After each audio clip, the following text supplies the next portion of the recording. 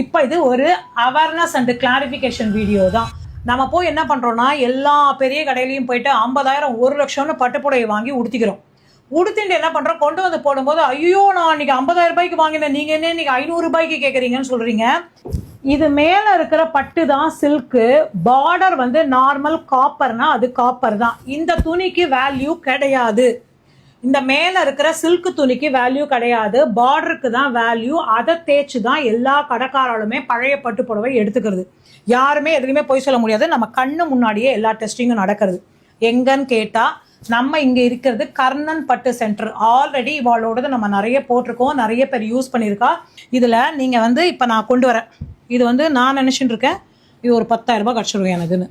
ஆனால் நீங்கள் என்ன சொல்கிறீங்கன்னா இது இல்லைன்றீங்க. எப்படி இதை காட்டுறீங்க? இப்போ ஆசிட் டெஸ்ட் இருக்குது மேடம். ஒரிஜினல் சில்வர் ஜரிகைனா வச்சா பொங்காது, ஆசிட் வச்சோம்னா. இந்த ஆசிட் போட்ட உடனே என்ன ஆச்சு பார்த்தீங்கன்னா அந்த காப்பர் ரெட் கலர்லேயே வந்துருது. இது மட்டும்தான் சில்க்கு. பார்டர் வந்து ஒரிஜினல் கிடையாது, நார்மல் காப்பர் பார்டர். ஆனால் இந்த புடவையில் இதே ஆசிட்டை போட்டால் இது பாருங்கள் எதுவுமே ஆகலை, அப்படியே அந்த கலர் இருக்குது இந்த பிளாக் மாதிரி. இது வந்து ஒரிஜினல். பட்டான்னு கடையிலேயே கிளாரிஃபை பண்ணிக்கோங்க. பட் இந்த மாதிரி புடவையும் வெயிட் கணக்கில் எடுத்துக்கிறா. வாட்ஸ்அப்பில் நீங்கள் அனுப்பலாம், வர முடியாதவா. அப்படி இல்லைன்னா வந்தும் வாங்கிக்கிறா. ஆற்றுக்கு வந்து நம்ம அட்ரஸ் அனுப்பிச்சோன்னா வந்தும் வாங்கிக்கிறா. அதுக்கெல்லாம் எந்த சார்ஜஸும் கிடையாது. வாரி வழங்குற கர்ணன் பட்டு சென்டரில் தான் இருக்கும்.